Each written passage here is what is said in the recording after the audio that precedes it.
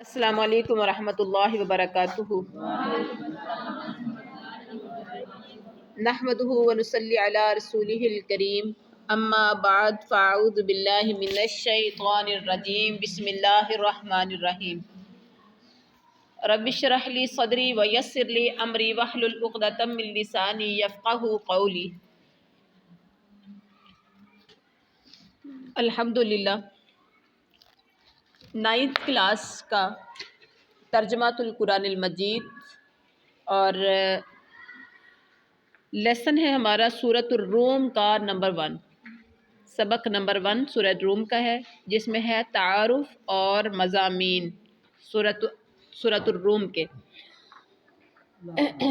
تو سورۃ الروم کے بارے میں یہاں آپ پہلے نوٹ کر لیں، نزول کے اعتبار سے یہ سورہ 89 نمبر پر ہے اور ترتیب کے اعتبار سے 30 ہے۔ سورۃ الروم کا تعارف کیا ہے؟ سورۃ الروم کا تعارف یہ ہے کہ یہ مکی صورت ہے، اور مکی صورتوں کے بارے میں بتایا جا چکا ہے جو ہجرت یعنی نبوت کے 13ویں سال سے پہلے جو نازل ہوئی، اس میں 6 رکوع اور 60 آیات ہیں۔ سورۃ الروم کی دوسری آیت میں، آیت نمبر 2 میں روم کے مغلوب ہونے کے بارے میں، اور تیسری آیت میں ان کے پھر سے غالب آنے کی خبر دی گئی ہے۔ پہلے روم مغلوب ہوگا، پھر غالب آئے گا۔ آیت نمبر 2 میں کہ وہ ہار جائے گا، مغلوب ہو جائے گا، اس پہ لوگ غلبہ پا لیں گے، اور تیسری آیت میں کہ پھر یہ غالب آ جائے گا، خبر ہے۔ اسی مناسبت سے اس سورت کا نام سورۃ الروم رکھا گیا ہے، سورۃ الروم، ٹھیک ہے جی۔ سوری، اس میں تھا ترتیب کے نزول کے اعتبار سے نا 89 نہیں ہے، غلطی ہوئی ہے۔ ترتیب کے اعتبار سے 84 ہے، اور نزول کے اعتبار سے اور ترتیب کے اعتبار سے 30 یہ سورہ نمبر ہے۔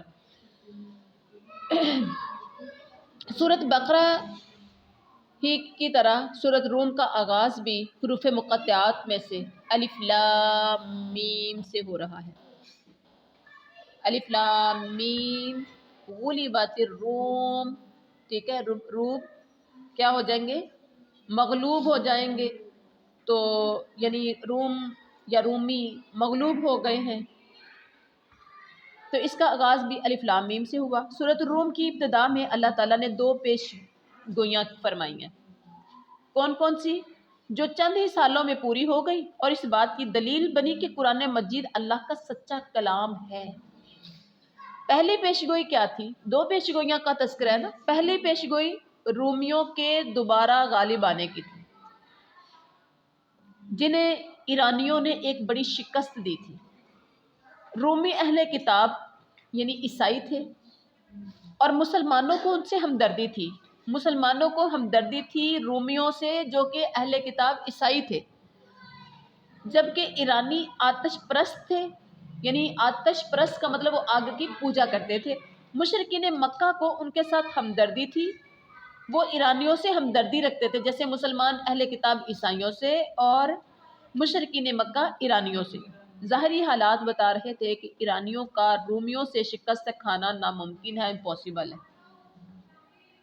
ظاہری مال و اسباب کے لحاظ سے، جماعت کے لحاظ سے، طاقت کے لحاظ سے نظر آ رہا تھا، لیکن اللہ تعالیٰ نے اپنی قدرت سے رومیوں کو ایرانیوں پر فتح دی۔ رومیوں کے ساتھ حمایت حاصل کی مسلمانوں کو، تو اللہ نے رومیوں کی ایرانیوں پر فتح دی۔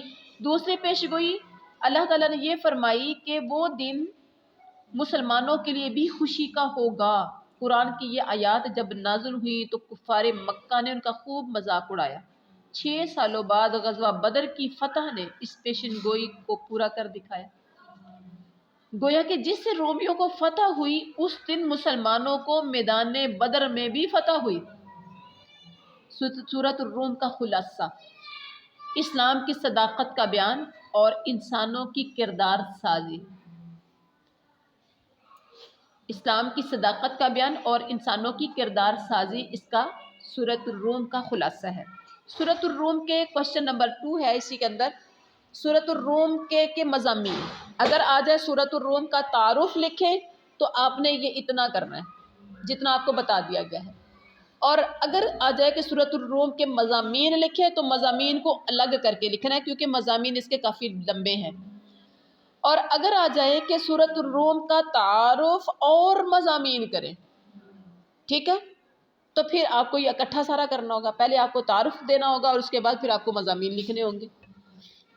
اور مضامین ہمیشہ اس کو جب لکھتے ہیں تو ہیڈ لائن دینے کے ساتھ ساتھ لکھتے ہیں۔ نمبر 1 روم، سورۃ الروم کے مضامین۔ نمبر 1 قرآن کی صداقت کا بیان، قرآن کی صداقت یعنی سچائی۔ سورۃ روم کا آغاز اس پیش گوئی سے ہوتا ہے کہ رومی ایرانیوں سے مغلوب ہونے کے بعد چند سالوں میں اللہ کی مدد سے ایرانیوں پر غالب آ جائیں گے۔ قرآن پاک کی دی ہوئی یہ خبر حرف بحرف پوری ہوئی، رومی چند سالوں بعد ایرانیوں پر غالب آ گئے۔